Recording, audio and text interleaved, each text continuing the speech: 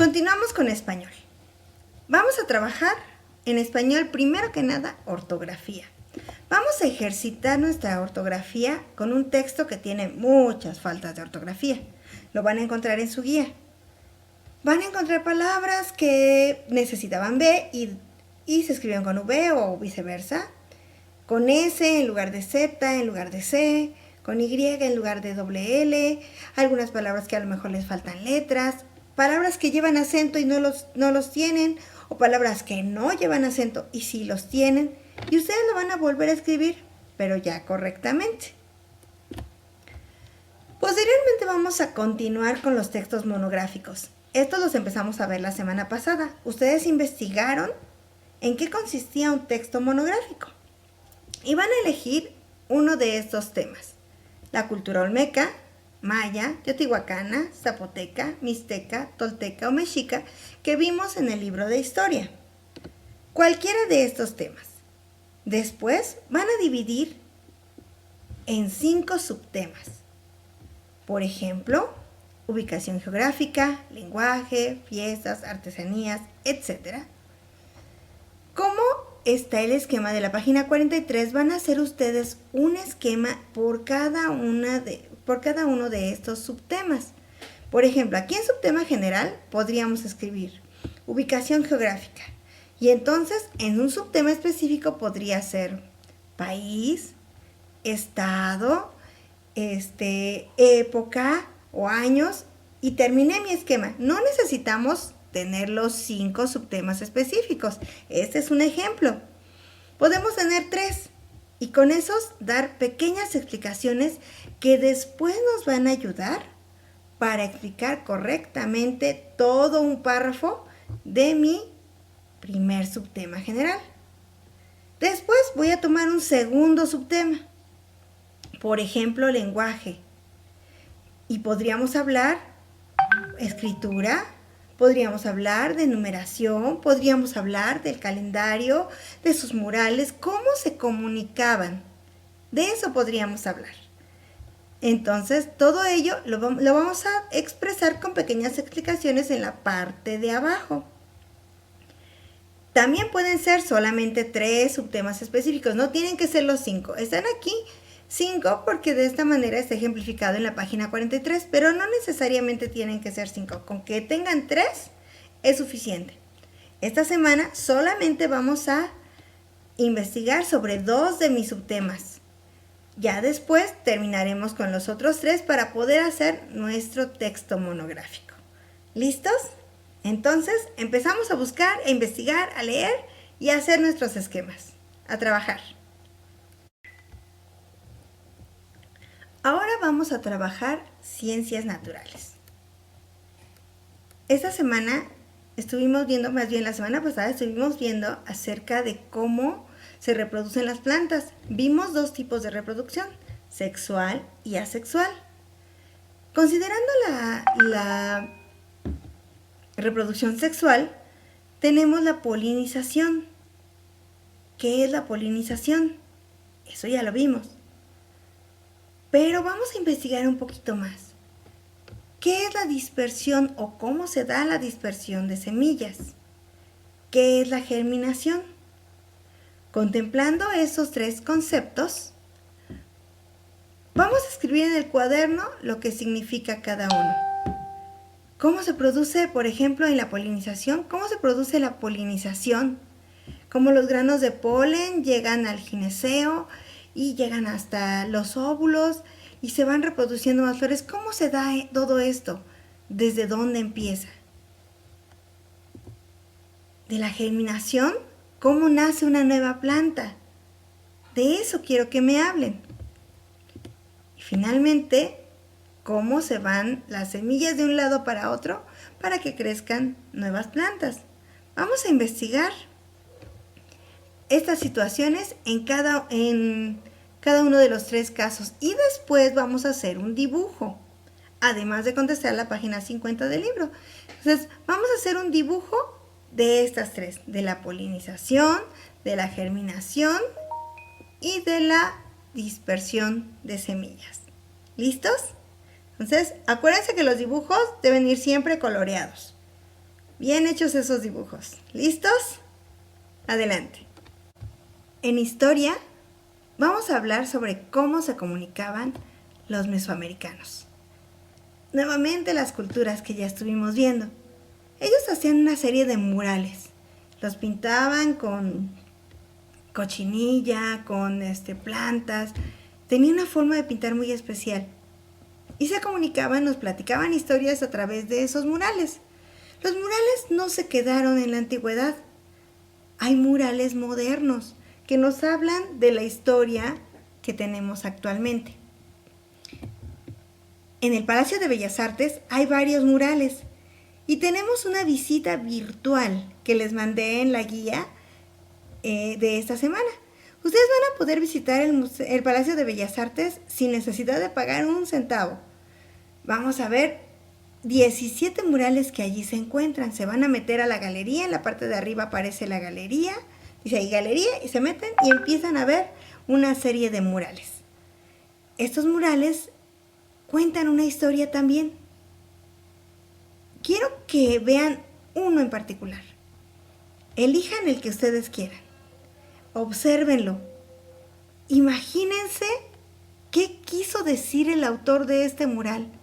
¿Qué partes reconocen de la historia en cada uno de estos murales? O bueno, más bien en el mural que ustedes elijan. Y van a describir todo lo que observan en este mural.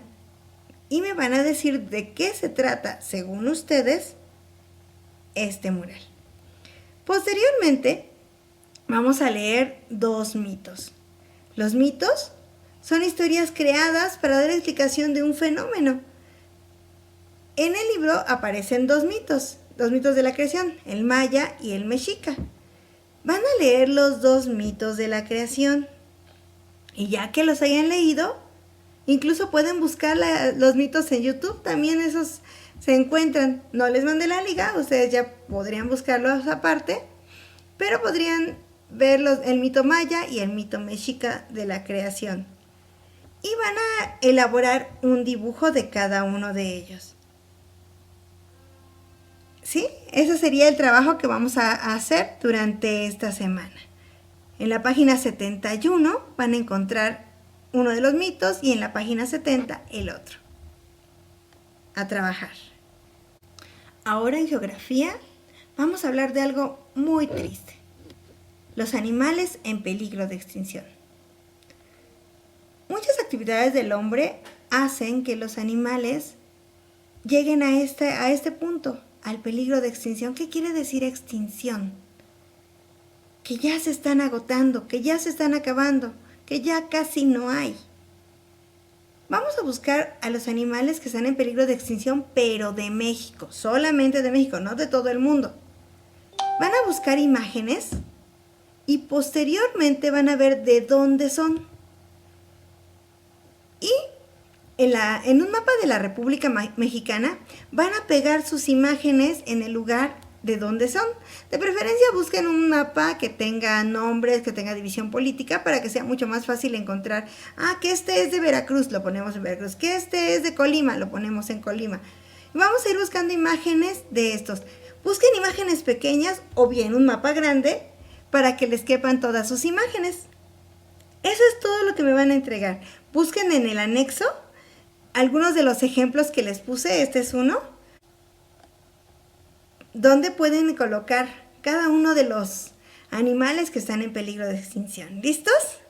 Entonces busquen sus mapas, busquen sus imágenes. Y bueno, si no encontrarán imágenes o no tienen oportunidad de ir por ellas, dibújenlas aparte, háganlas chiquitas, recórtenlas y péguenlas en su mapa. A trabajar.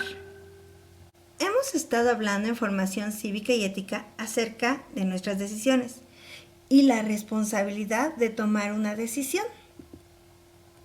Vamos a continuar hablando de esto.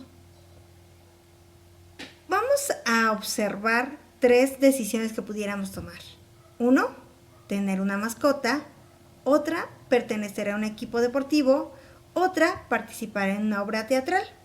En la página 32 aparece un texto que me gustaría que leyeran, incluso en voz alta. Utilicen ese texto para leer en voz alta. Quiero que cuando regresemos a clases todos lean de manera muy fluida, leyendo en voz alta todos los días, todo lo que se pueda. Bueno, en la página 32 hay un texto que habla de las responsabilidades de tomar una decisión. ¿Qué pasaría si tomo la decisión de tener una mascota, pero no cumplo con la responsabilidad que conlleva esto? ¿Qué pasaría?